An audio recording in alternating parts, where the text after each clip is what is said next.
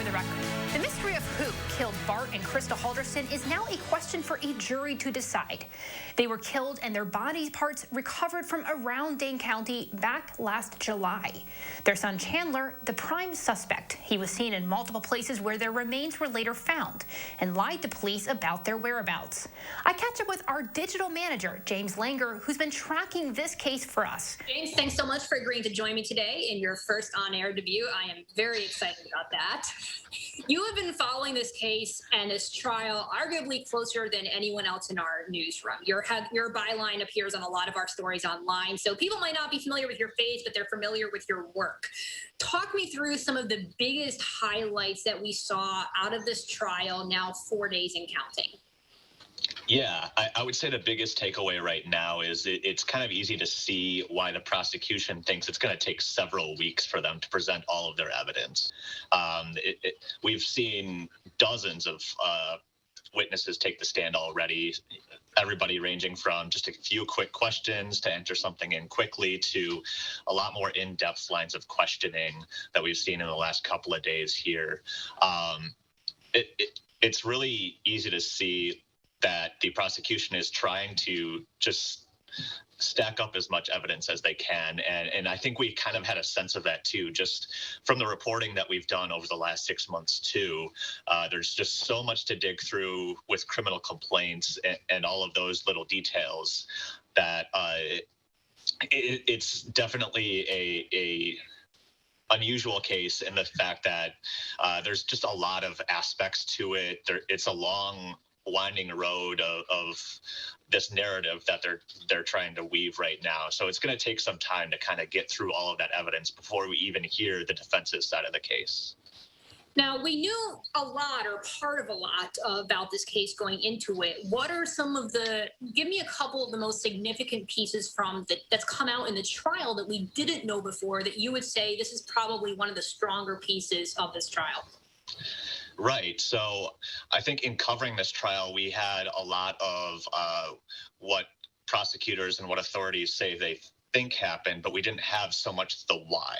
So I think that motive is kind of what was in a lot of people's minds, I think including ours too, just trying to make sense of something like this. And in the opening statements, we finally heard the prosecution kind of explain why they think this happened. And it was a lot of the relationship between Chandler Halderson and his parents and his living situation. He was a 23-year-old still living at home with his parents, tried to find some jobs and find work and that kind of thing. And the narrative that the prosecutors sort of wove in their opening statements was he had concocted some sort of web of lies, if you want to call it that, about going to college at Madison College and having all these jobs, including claiming he got hired at SpaceX in Florida, that kind of thing. And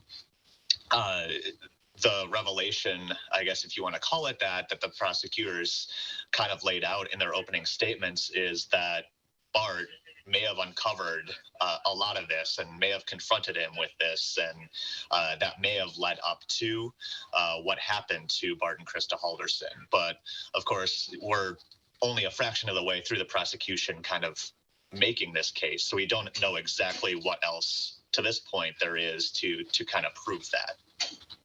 You touched on this a little bit earlier, but to emphasize, we really don't know much yet about the defense side. Did they give any indicators in their opening statements of what kind of line of defense they'll be pursuing? Not really. It was kind of interesting just looking at those opening statements. You know, I mentioned the prosecution spent a lot of time crafting a narrative, trying to make sense of something like this that a lot of people have trouble wrapping their heads around. They spent more than an hour kind of building their case, and the defense took about 10 minutes in their opening statement. And the gist of it was innocent until proven guilty. There's no assumptions to be made here. If the prosecutors don't prove something and you have a question about it, does that prove beyond a reasonable doubt that he did it? So if we're going to glean anything from their opening statement, it seems to be that the prosecutors have to prove everything here, and if they don't, then the jury has a decision to make on if there's enough evidence there. When it comes to the witnesses the prosecutors have been calling, we haven't heard a lot of cross-examination either, and when we have, it's been very limited, very detailed questions about specifics, seemingly mundane details too, if you're not following along closely. And it's just kind of hard to glean what the strategy is when they get to take their witnesses to the stand coming up later in this trial. Yeah, it's a really valuable observation. Final question for you. What advice or what would you tell people to look for as we head into kind of the coming weeks of this trial? Yeah, so to this point, as we're doing this interview, we've only really, on the timeline, gotten up to the point of Bart Halderson's remains being found. We haven't touched so much on the continued search for Krista, because even as we were covering this, we learned that the remains belonged to Bart, but there was still no sign of Krista, and that didn't come along for another week or so after that. So we haven't reached that point in the timeline of the case as laid out by the prosecutors yet. We haven't heard much about the autopsy and what they found.